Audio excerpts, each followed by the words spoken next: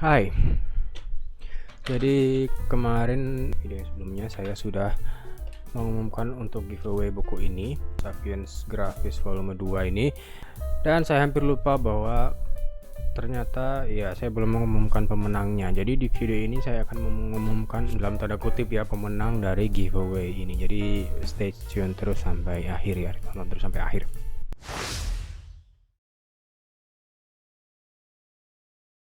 Hai, saya Anas Mamimron, kembali lagi di channel ini.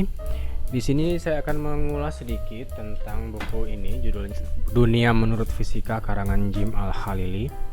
Mungkin nggak mereview secara lengkap ya, karena saya juga terus terang belum selesai membaca ini, baru sampai di tengah-tengah di halaman 100-an. Kita akan sneak a peek lah, atau mengintip sedikit isi dari buku Jim Al-Khalili ini sejauh yang saya baca ya. Kalau kita mendengar kata fisika gitu, apa sih yang pertama kali terlintas di kepala? Kayak rumus-rumus matematis yang susah, atau simbol-simbol aneh dan alfabet-alfabet Yunani.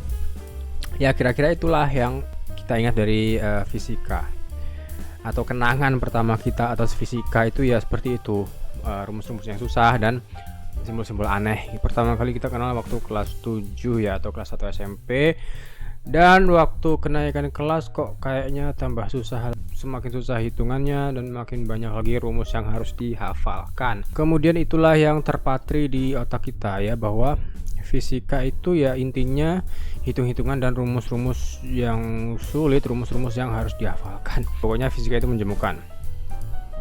Padahal bukan seperti itu menurut Jim Al-Khalili.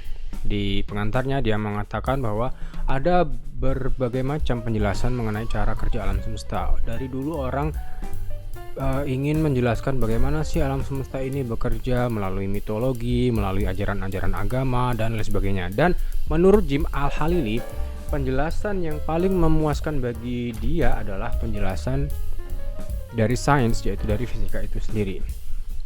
Nah, itulah yang kemudian menjadi goal atau tujuan utama atau hakikat dari ilmu fisika itu, yaitu untuk memahami bagaimana sih cara alam semesta ini bekerja. Perhitungan-perhitungan atau rumus-rumus dan simbol-simbol yang susah itu, yang harus kita hafalkan itu sebenarnya hanyalah alat untuk mencapai pemahaman komprehensif, pemahaman yang lengkap atas cara kerja alam semesta. Ibaratnya ginilah, jika kita ingin memahami orang Jepang misalkan, kita sebagai orang Indonesia ingin memahami orang Jepang, caranya adalah kita harus belajar bahasa mereka supaya kita mengerti apa yang mereka katakan, supaya kita mengerti apa yang mereka tuliskan. Atau mereka yang belajar bahasa kita supaya mereka bisa menyampaikan kepada kita ide atau pikiran mereka. Nah, begitu juga dengan alam semesta ini. Alam semesta ini ternyata itu sangat matematis. Cara kerja dari alam semesta itu bisa dinyatakan dalam persamaan matematis.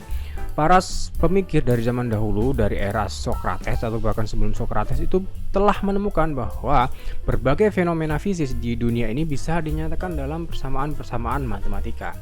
Walaupun sampai saat ini kita belum tahu kenapa sih alam semesta itu matematis. Kita hanya tahu bahwa alam semesta itu matematis, bisa dinyatakan dalam persamaan-persamaan matematika, but we don't know why. Kita nggak tahu kenapa alam semesta itu bisa dinyatakan dalam persamaan matematika.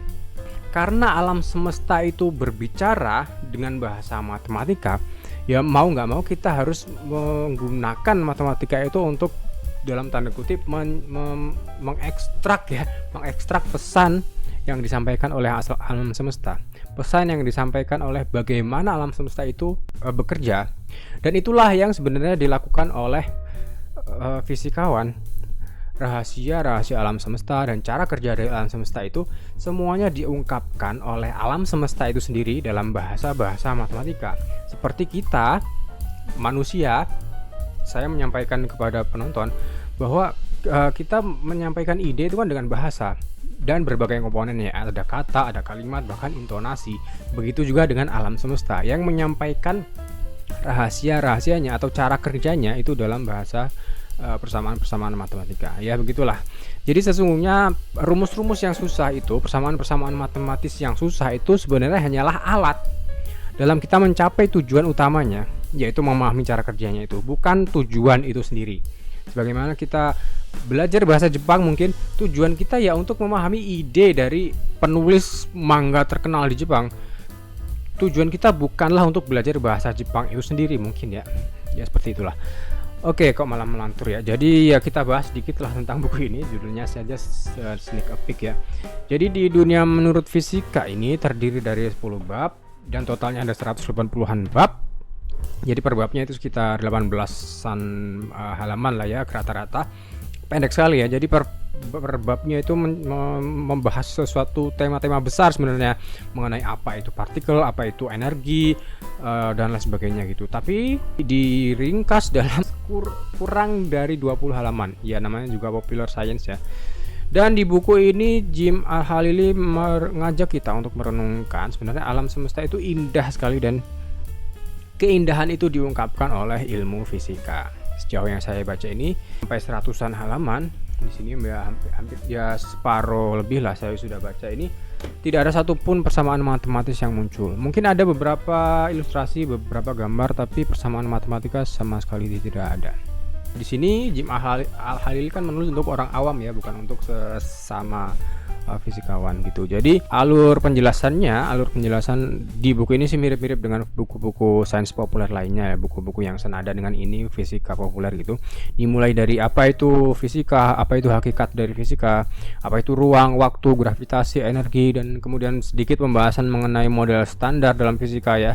Kalau kita ingat 4 gaya dan 17 partikel dasar, ya itu sebenarnya penulis lain juga membahas, tapi di sini saya melihat itu dari perspektif dari Jim Al-Khalili, itu lumayan menarik. Kemudian ada pembahasan mengenai termodinamika, satu bab itu kalau nggak salah, dan kenapa waktu itu berjalan maju tidak mundur, itu tinjauan menurut termodinamika, sampai penjelasan yang lumayan pusing yaitu tentang relativitas dan mekanika kuantum. Ini juga kayaknya penulis lain juga menulis hal yang serupa, tapi tentu saja dengan gaya penulisan yang berbeda.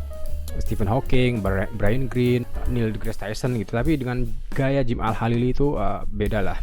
Penulisan yang digunakan oleh Jim itu adalah gaya naratif, jadi kita tuh kayak didongengin gitu ya. Ini buku ini kayak istilahnya apa sih, page turner gitu lah. Kalau sekali kita megang itu kayaknya nggak mau berhenti, mengalir saja, kayak ya sangat berbeda dengan image fisika yang kita kenal selama ini yang saya sudah sebutkan tadi. Dan menurut saya membaca dunia menurut fisika ini kayak soothing banget ya, kayak menenangkan gitu. Jadi apalagi kalau kita bacanya malam-malam, tengah malam gitu, mau menjelang tidur, itu menurut saya sih waktu yang paling nyaman untuk baca itu, dengan ditemani lampu yang warm white seperti ini, yang agak-agak temaram gitu, dan ya enak lah pokoknya. Jadi meskipun buku ini sangat mungkin bisa dibaca dalam sekali duduk gitu ya, 2 atau 3 jam juga ini selesai, tapi menurut saya agak dalam tanda kutip ya eman-eman gitu atau sayang. Jadi supaya nggak cepat selesai, jadi saya membaca ini kayaknya satu malam itu 1 bab lah, 1 bab per hari. Andaikan dulu guru fisika seperti ini ya. Oke, jadi itu tadi chit-chat sedikit mengenai Dunia Menurut Fisika karangan Jim Al-Khalili. Kita langsung saja ke intinya, yaitu pengumuman giveaway. Oke, jadi kita di sini akan mengocok atau mengundi siapakah pemenang dari giveaway ini. Ini kita pakai di sini ya, commentpicker.com, yaitu dengan mengcopy paste link dari video itu ke sini. Filter ini, duplicate users, dan ya itu saja. Dan seperti yang saya sebutkan, hanya komentar yang nyambung saja ya, yang tidak nyambung atau formalitas otomatis gugur. Ya, kita klik ini, get YouTube comments. Amount of unique comments 53 ya. Ya, kita kocok di sini. Siapakah? Sandriana Raisya Aka. Oke, hai Kak Anas, terus di konten reviewnya, menurut apa yang paling cocok baca buku ini, itu seorang yang punya minat tentang fisika.